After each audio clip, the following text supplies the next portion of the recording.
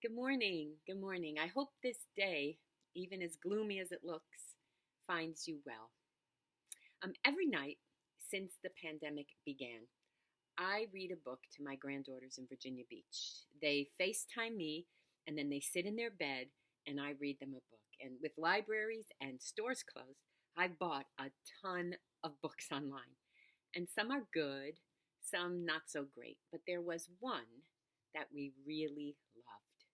And we read it again last night. It's called The Grumpy Monkey. And it's about a chimp called Chimpanzee who wakes up feeling a little off. Nothing seems right in his world. Sound familiar? Ever have that kind of day? Well, anyway, Jim's friend Norman, who's a gorilla by the way, notices. And actually, like me, Norman doesn't just notice, he diagnoses Jim as being grumpy and then follows him around the forest, trying to help because he can't stand it that Jim is feeling like that and he wants to make it all better. In fact, Norman tells all their animal friends that Jim is grumpy, and though Jim denies it, each of them chimes in to explain why he looks grumpy, from his hunched posture to his bunched up eyebrows. The other animals also try to convince Jim that he should be happy, that it's a wonderful day, and they encourage him to do all the things that make them happy: singing, swinging, rolling, strolling, and everything in between. At a certain point, Jim can't take it anymore. All of his bottled up feelings explode in a loud, chest thumping denial that ends with him storming away from the rest of the group. Once left on his own, Jim feels a little sorry for yelling at his friends and a little sorry for himself. He realizes he is a grumpy monkey. It's then he stumbles upon Norman, who's nursing a dance-induced porcupine quill injury to his bottom. And together the friends decide they'll probably feel better soon, but for now, it's okay to just be grumpy. How cute is that? And how true. I mean, who hasn't woken up some days just feeling lousy? Truth is, everyone feels a little cranky sometimes, and that's okay. In fact, right now, with all we are dealing with and going through, it's not surprising to feel like that once in a while. We truly have a lot on our plates. The problem comes when that feeling takes over every part of your life and spills into everything you do. When the grumpiness steals all your joy. See, that's not how God intended for us to live, even in the midst of our struggles. So, how do you prevent that from happening? Well, here are a couple of things I do when I feel the grump coming on. First, I always try to embrace an attitude of gratitude. See, gratitude is our way of responding to and reflecting on God's love.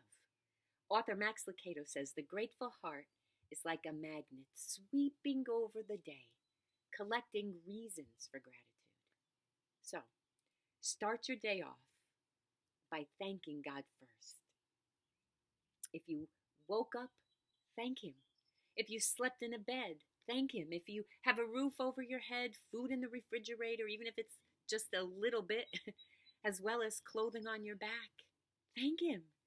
Thank God for a new day, a new beginning. Thank Him that our circumstances aren't worse than they presently are, because let's be honest, they could be much worse. And then focus on your blessings instead of your worries. Now, I know that's easier said than done because I'm a recovering worrier. Oh, yeah. Years ago, I could have run for president of Worriers Anonymous and won. But the Bible doesn't teach us to worry. Yesterday, I told you the Lord tells us don't worry about tomorrow, right? So when worry starts to creep into your life, you have to try and focus on your blessings, on the good things. And last, as crazy as it sounds, put a smile on your face. If you see grumpy in the mirror in the morning, smile. And watch how your bad attitude disappears when you focus on your blessings and flash a big grin. In fact, Proverbs 15:3 even promises us that a glad heart makes a cheerful face, and no one looks good grumpy. The book is right. Your brows do get bunched, and it's very unattractive. Now, this might take some practice, but the good thing is you have time now. And remember, there's nothing wrong with being grumpy every now and then. And sometimes you just have to ride it out a bit. But in the end, you must decide to give gratitude a shot, because gratitude is what gets us through the hard stuff, keeps us from that continual, ongoing pity party, lifts our spirits, gets us out of the dumps, helps us to keep moving forward. In fact, try and remember this verse from 1 Thessalonians 5:16 through 18. Okay? 1 Thessalonians 5:16 through 18. It's a great one. Be cheerful no matter what. Pray all the time. Thank God no matter what happens. This is the way God wants you, who belong to Jesus Christ, to live. So today, let's work on turning our grumpy spirits into grateful ones.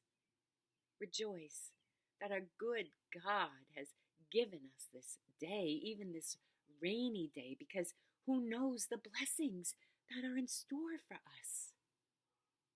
So my friends, please stay safe. Today is a rainy day, a perfect day to watch a movie, play a game, read a book. If you do go out, remember to wear your mask, keep washing those hands, and always find that blessing. It'll make a difference in your day. Actually, it'll make a difference in your life. I love you. I'm praying for you. And I'll see you tomorrow. God bless you. Peace, my friends.